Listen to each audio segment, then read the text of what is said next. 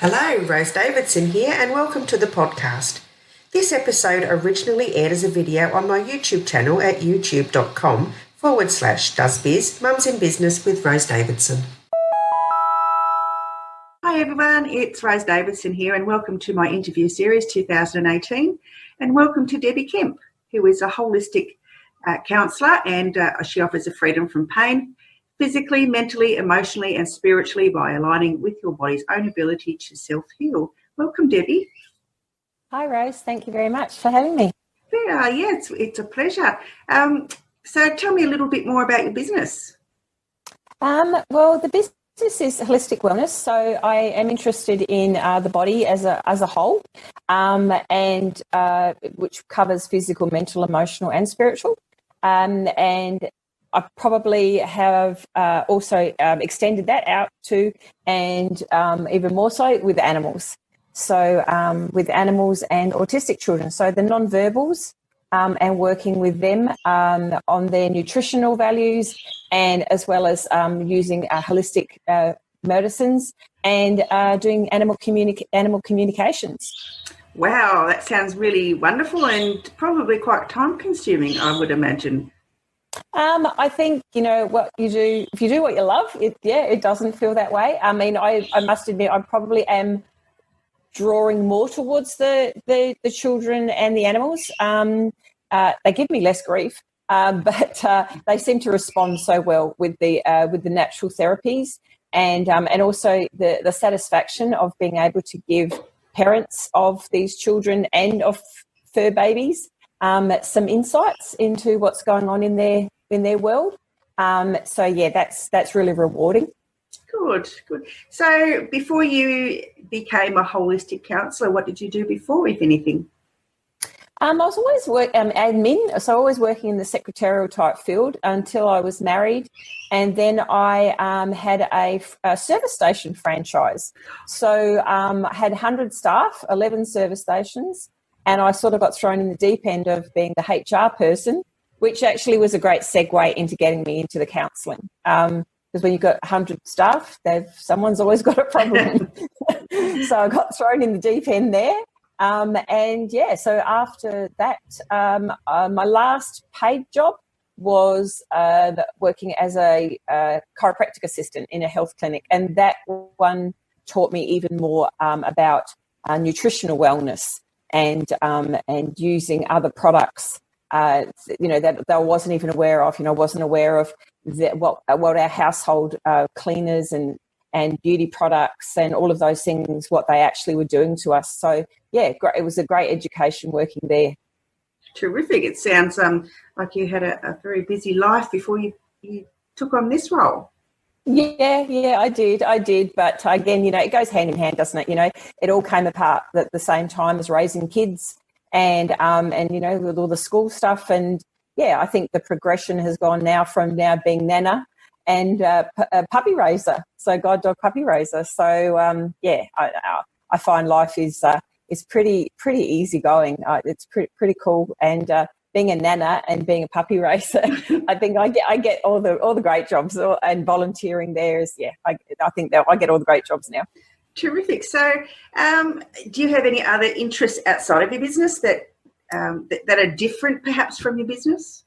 Well, I guess it's still along the same lines, but I love cooking, and now I get to, I think the challenge is, and what I love experimenting with is how to cook healthy and how to still make really nice food. And my grandson's, he's 3, he's staying with me at the moment, and he was first introduced to chocolate mousse made with avocados and dates, and he doesn't know anything different. So I like the fact that I can still deliver sweet treats and still deliver really nice food that isn't just made up of lettuce. So and teaching other people how you can still cook that's gluten-free, sugar-free, dairy-free, and it can still taste amazing. Wow, that sounds good. Something probably that we could use in our household, actually. Yeah, it's challenging, but I like that challenge, because like every other mum, I was throwing chips and roll-ups and fruit boxes in my kids' lunch boxes when I didn't know any different. So now with this next generation coming through, I've got the ability to to show, the families a different way. And sometimes I don't even tell them to begin with. Could be wise. And then they go, that was amazing. And then, they often go, was that healthy? And I go, yeah.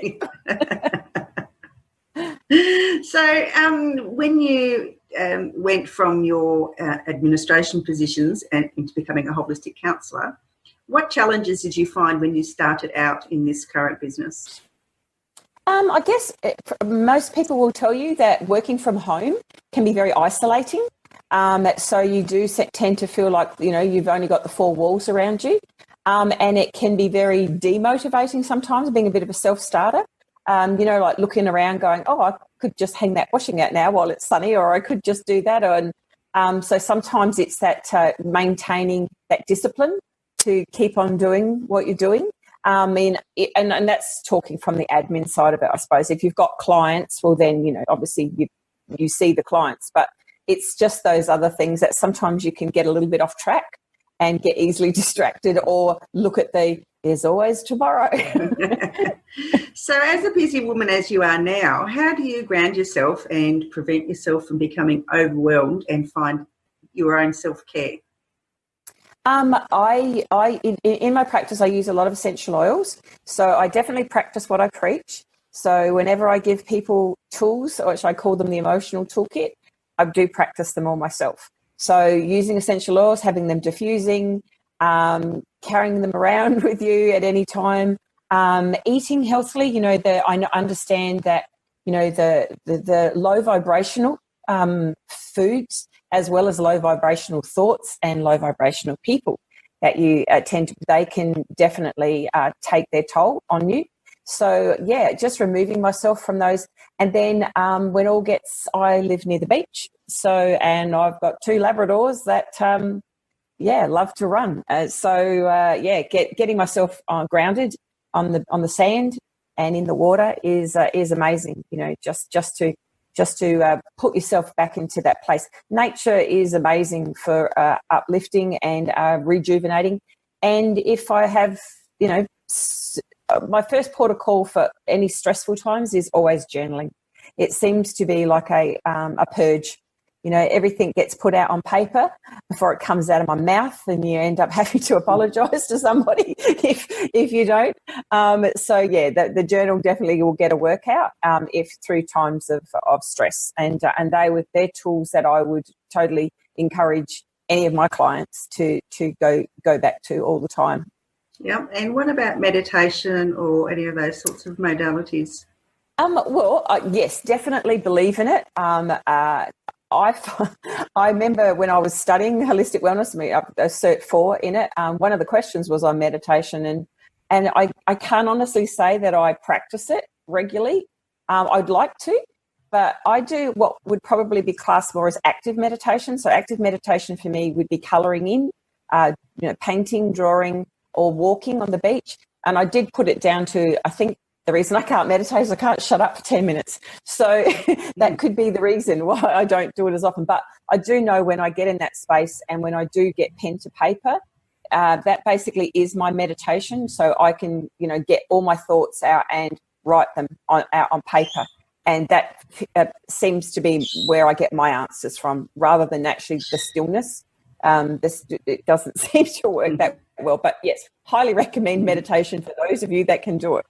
Yeah, I've heard a recent talk of mindful meditation. I don't know if you've heard of that. Yes. There are a lot of people out there teaching it now, and EFT and tapping and so forth. Have you tried those practices?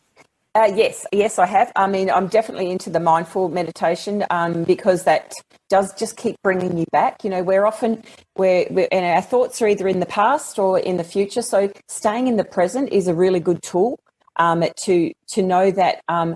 The past has already happened and the future hasn't happened yet. So, we need to stay in the now and bring ourselves back. And what I find the best tool also for that is gratitude.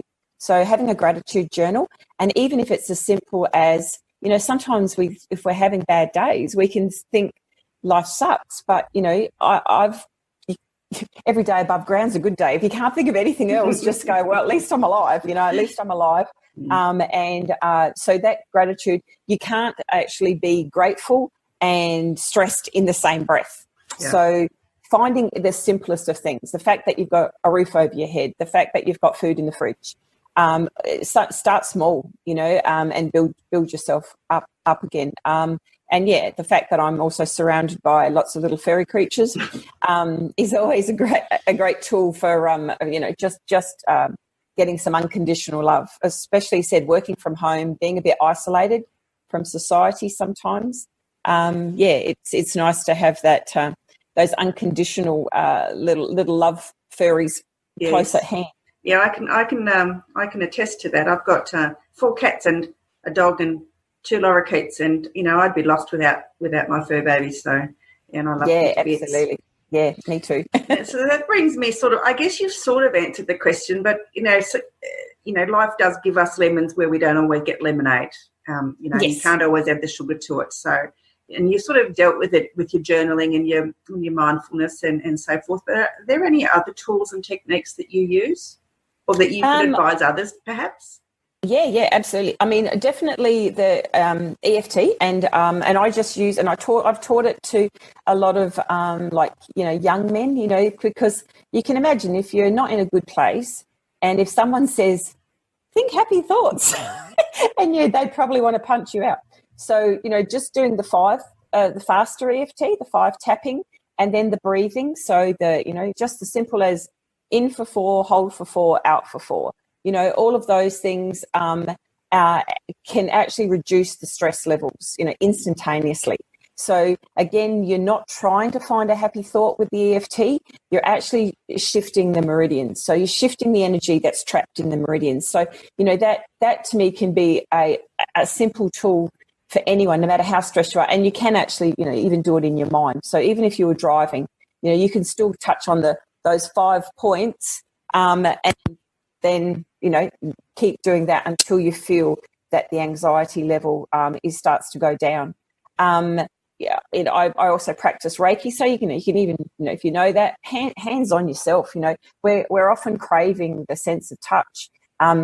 If you can afford it, to have a massage or at least do swaps with people, so that you can have that bit of nurturing, that bit of hands on. I always find, even swapping a Reiki, or my daughter actually bought me a massage for my birthday. And yeah, it was amazing. It was amazing. I have a regular chiropractic treatment, and he's a kinesiologist as well. So yeah, coming out of that is, ever since I've worked as a chiropractic assistant, chiropractic is definitely a holistic approach, because again, you're tapping into your central nervous system, which is the body's way of self-healing. So it definitely goes in alignment with me knowing that the body's totally self-healing. It's just you give it the right environment and it will bring itself back to where it needs to be. Yeah, I can totally vouch for kinesiology. I've had 2 or 3 sessions of that, and I absolutely loved it and came away just feeling so refreshed. It was wonderful. Yeah, no, it's good. Yeah. I know you use Facebook as a social media platform. I know you've got 3 or 4 different pages. And I've just noticed you have a LinkedIn profile as well. Do you use any other kinds of social media? I must admit, I've gone to the LinkedIn when I've gone to network breakfasting, but yeah, I can't say that I've used it. I think my line of work sometimes isn't really the traditional it's LinkedIn thing, and I've gone to a few networking things where they struggle to even understand what I do, let alone refer it. So that's maybe not. I mean, and I may just need to understand it a little bit more to see that it could be beneficial. But yeah, I use Instagram. I mean, because I think that's lovely with pictures. I do have 3 Instagram accounts, but one belongs to my dog Shardy, which actually I think she's got more followers than I do. And so she was a retired guide dog. And so now it's a little bit more about her journey and her story. And yeah, all the animal lovers like to follow just the nice fluffy stories, pardon the pun. And then I've got one, my Wellness Whisperer, which is, again, that's more of the holistic wellness. And so, there'll be recipes on there, or there'll be bits of, did you know this was in your beauty products, or did you know about the toxins that could causing autoimmune, that sort of stuff. So more of the holistic wellness from that physical perspective. And then my Angel Whisperer wellness one is more about the spiritual side of the animals and autistic children. So that one is probably the one where there's still to do with animals, but it's coming from that different perspective of and sharing alternative methods. I mean, I use bone broths and Greek yoga and like colloidal silvers and all sorts of alternative therapies instead of medicines and pharmaceuticals for my animals. So, that's why I probably share a bit on that. And, Facebook and, we're all still learning that Facebook keeps changing every time you turn around. Just keeping up with as much as you can. I think it's all about the giving and sharing just offering people some tidbits. And I think, and it is a social platform. And I think, they've all got their place. As long as we keep it in balance. Yes, I think so. Yes, I know. As you say, Facebook keeps changing their algorithms every time you turn around. You just don't know, especially if you have a business page. Where you're going to be from one day to the next. So that sort of leads into my next question. And what advice would you give to somebody, who does have a Facebook profile or a business page to get that following? And you did touch on, giving and just giving little tidbits. But have you got something else perhaps that you could offer, advice, ways that, a startup could do, or someone that's a bit struggling with their Facebook profile? Yeah, I think, it's nice to share articles that you've come across, but even more so to make your own. And again, that's the creative side of me. I like to make my own little memes or my own little things then you've got and especially using your own photos, and then, maybe even if it's inspirational quote. I mean, obviously if you're quoting someone, put their name at the bottom, but then you could also put your own link to it. So that's just something that if somebody likes that, then they'll share it, and it has got your link on the bottom. So it is something that, you could, you can just still be following people around and making their mark on something. But without pushing in their face. So you're not really advertising. You're not advertising openly, I guess. Well, it's not surreptitiously either. It's just you're putting your touch on something, and just so if they want to follow you, they can, I guess. Yeah, I guess it's just an offering. And rather than,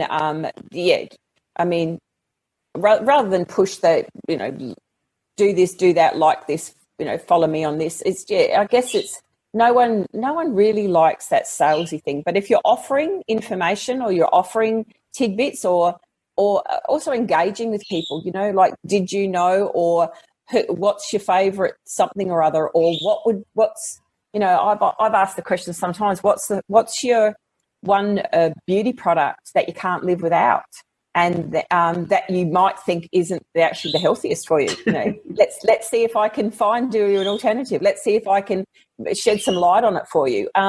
So just being of service, I guess, is one of the biggest things, and keeping that consistency of who you are.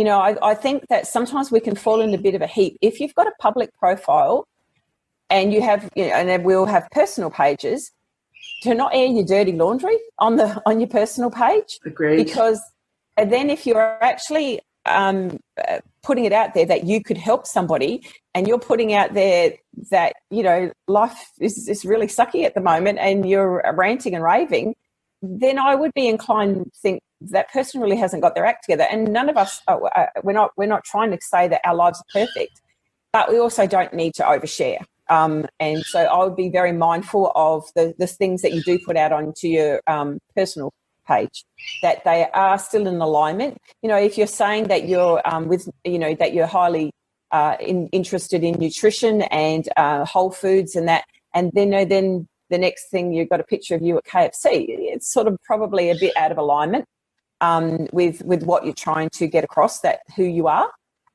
So I guess that's, being true to yourself and being transparent of this is who I am. And, because the only way I think we really do business is when we build rapport with people. And if people learn to trust you, then they will want to do business with you. Yeah, I agree with that. I sometimes I've posted things on my personal page because I want to have a bit of a ranty tanty, and then I go back and take it off because I think, well, you know, my next potential client might be one of my Facebook friends, and you know, then I think, well, you know, then I'm going to think very highly of if I'm having a little bit of a tanty on the personal page, and so I'm really mindful of what I'm posting on there too. Because and absolutely, and we've all got those moments where it's, you know, and that you know, said life isn't perfect, and that's, you know, no one's claiming that it is, but yeah, just to be aware of who you're actually showing, what face you're showing to people, and if it's a face that I think this person looks like they might be able to help me, or this person looks like they're actually like a donkey on the edge, it's probably not a great recommendation for them to come visit you. No, exactly. I agree. And I've just lost my train of thought then. But, it used to be when a business was business, but now business is actually personal. So it's you can't blur the lines anymore. You have to keep them the same. No, and people do, you know, people do want, especially I suppose in my field as well, because, you know, it's getting personal with people, and there is so much, I suppose, maybe like negativity around people not being who they say they are, or, you know, and skeptical, and I think because there's a lot more people willing to try something natural or alternative, but there's still of them that a lot of them are skeptical. So, you know, the last thing you want to do is be seen as not being honest. Because in this line of work, that could be a killer for you. If you're not who you say you are, then that you're going to get just passed over. So, you know, you have to have that. I mean, it's this, you know, me saying I'm an animal lover, and, you know, then there's a picture of me out duck shooting or something, you know, like, it's really not going to go down very well. No, I don't think so, no. So, Deb, what are your business plans for the future? Business plans for the future is I've definitely got a book inside me. I think we all have, but ever since I was a young girl, I was probably considered nerdy because I loved English, I loved writing. I even made my own little library with all the stickers on the spine of the book even. Oh, God. And I think when I left school the day of the 11 exams, and my English teacher was mortified because he said I was probably going to be his only A. So I do love to write. I do write blogs on my website. But, yeah, that seems to just flow. So, yeah, I'm always at Hay House events and conferences, and, you know, been on Hay House cruises that were writing events. And, so I know that there's a book in me or two. So that's definitely on the cards. The company I'm affiliated with All Healthy Products, that is a discretionary marketplace. I make my own animals is one of the lines I do, but that's the one I'm looking at first, is putting my crystal sprays for pets on that platform as I wade through the paperwork, because again, we claim that you don't have to know how to read labels, because it doesn't get put on the platform unless it's gone through the discretionary marketplace. So hence there's a few hoops to jump through to get them there, but that's definitely on the short term plans to get my pet sprays out there. And probably I do enjoy the teaching side of things. So maybe running more workshops and educating people on what changes they can make for themselves. And I think we give professionals way too much credibility and way too much control over our lives.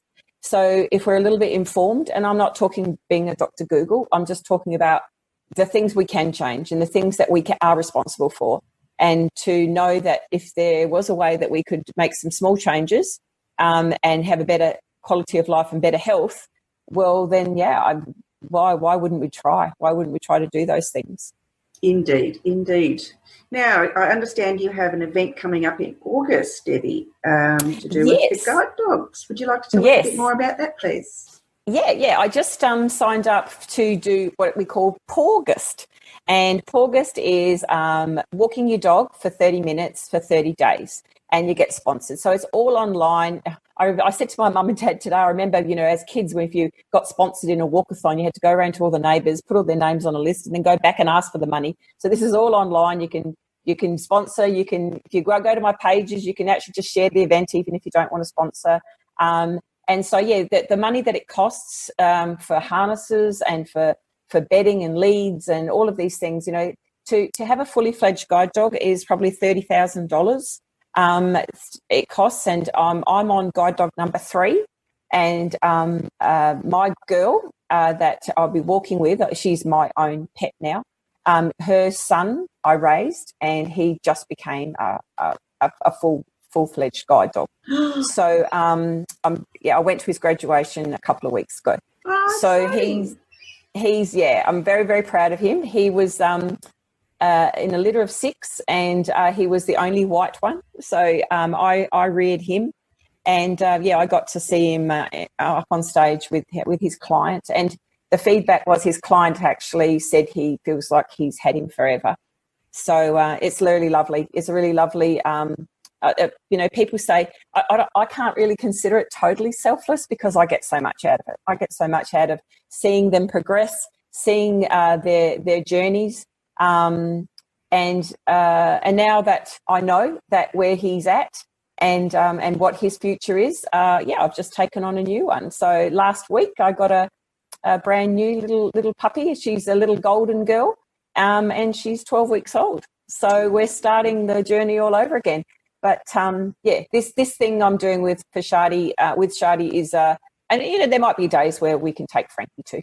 But this is something for me and her, and she does Delta therapy now as well. So we go to Headspace, and as part of our Delta therapy with the teens, and so we're trying to raise some money just for funding, to help these dogs and all the equipment that's needed.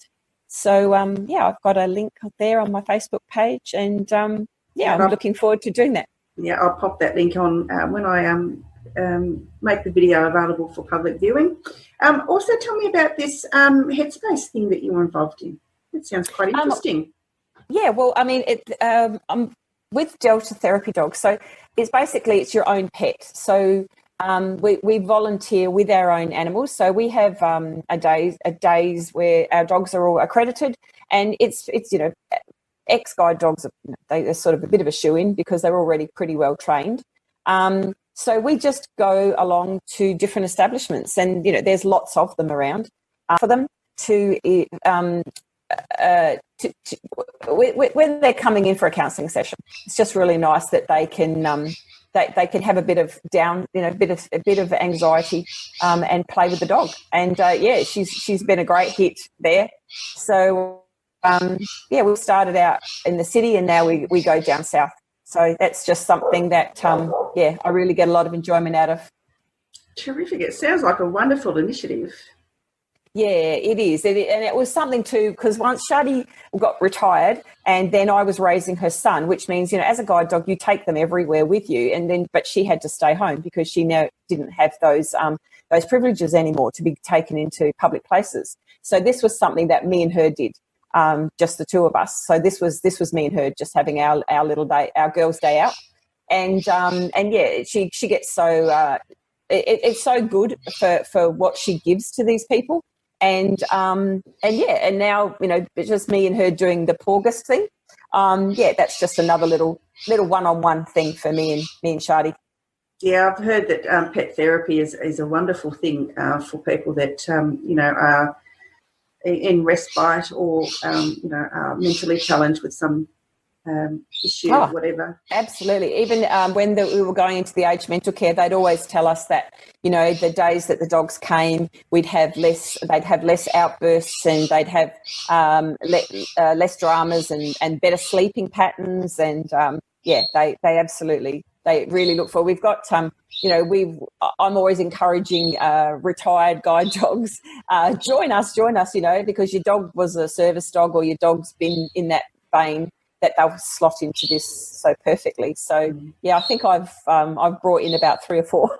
I've got ex-guide dogs into Delta therapy. So yeah, I highly recommend it. But and it's not just big dogs, you know, because obviously little ones are great because they can go sit on people's beds. I wouldn't want my Labrador sitting on my end of my bed if I was sick. But yeah, you know, the little ones are great. Little lap dogs are good to come in and just chip people up. A lot of people are in you know, in nursing homes and that, and you know, they've had to leave their dog behind, or you know, this is company. You know, they really enjoy it. Well, you have a very interesting life, work background, life background. You know, you're just full of everything, so happiness and just so much achievement in your life, Debbi. Thank you so much for sharing Thank you so much for sharing with us today. I'll be sure to pop your August link into the end of the video. And, I look forward to talking to you again soon. Thank you so much, Rose, for having me. I really enjoyed it. Thanks, Deb. Okay, bye. Thank you for listening. I really do appreciate your time. I look forward to sharing the next episode with you very soon. Bye for now.